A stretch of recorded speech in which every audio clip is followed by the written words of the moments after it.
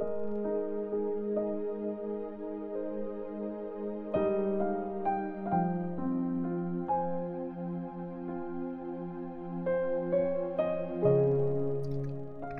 chapter 15. Ang parable ng nawawalang tupa. Isang araw, lumapit kay Jesus ang mga tax collectors at mga makasalanan para makinig. Nagbulong-bulungan ang mga Pharisees at teachers ng law.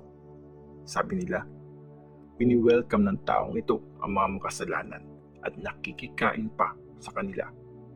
Kaya kinuwento ni Jesus ang parable na to. Kung meron kang 100 na tupa at nawala ang isa, anong gagawin mo?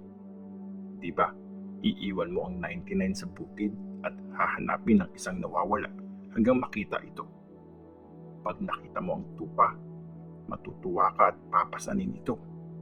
At pag uwi mo, iimbitahan mo ang mga kaibigan mo at kapitbahay at sasabihin, mag-celebrate tayo. Nakita ko na ang nawawala kong tupa. Sinasabi ko sa inyo, tulad nito, magkakaroon ng tuwa sa langit dahil sa isang makasalanang nagsisisi kaysa sa 99 na matuwid na hindi kailangan magsisi. Ang parable ng nawawalang coin. O kung mawala ang isa sa 10 silver coins ng isang babae, anong gagawin niya? Diba, magsisindi siya ng ilaw, magwawalis sa buong bahay, at maghahanap ng mabuti hanggang makita niya ito. Pag nahanap niya to, tatawagin niya ang mga kaibigan at kapitbahay niya at sasabihin, mag-celebrate tayo. Nakita ko na ang nawawala kong silver coin.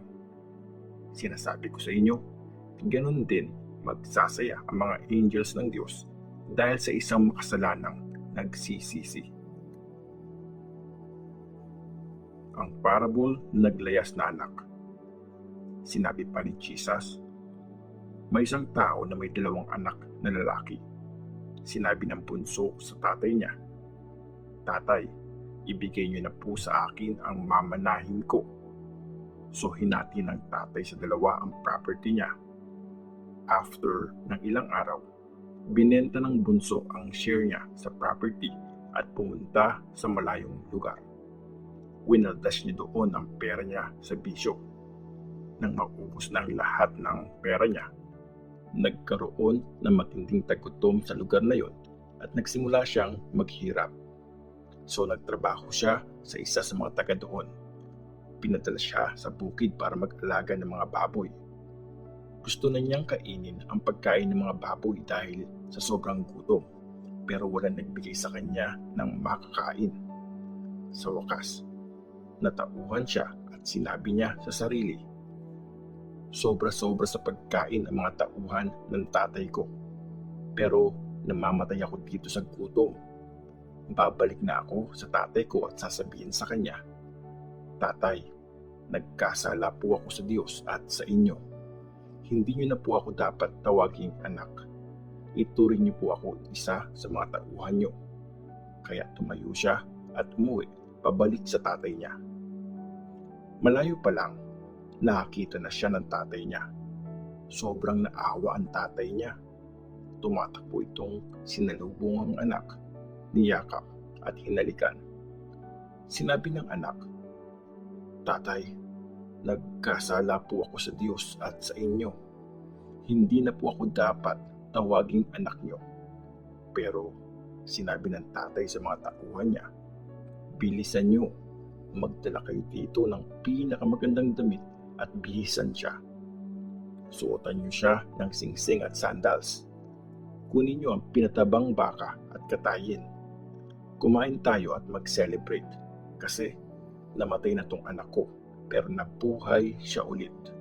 Nawala siya pero nahanap din. At nagsimula silang mag-celebrate.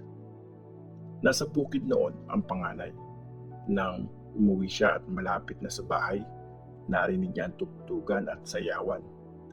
Tinawag niya ang isa sa mga tauhan at tinanong kung anong nangyayari.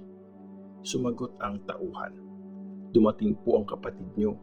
Pinakatay ng tatay niyo ang espesyal na baka kasi nakabalik ng ligtas at walang sakit ang kapatid niyo. Nagalit ang panganay at ayaw niyang pumasok sa bahay. Pinuntahan siya ng tatay niya at pinakiusapan. Pero sinabi niya sa tatay niya, "Diba, nagtrabaho po ako sa inyo ng maraming taon na parang alipin at sinusunod ko lagi ang mga utos niyo. Pero kahit minsan, di niyo ako binigyan ng kahit isang maliit na kambing para mag-celebrate kasama ng mga kaibigan ko. Pero nang dumating ang anak niyong yan na inubos ang pera niyo sa mga prostitutes, pinakatay niyo ang espesyal na baka para sa kanya." Sumagot ang tatay, "Anak, lagi kitang kasama at ang lahat ng meron ako ay sayo.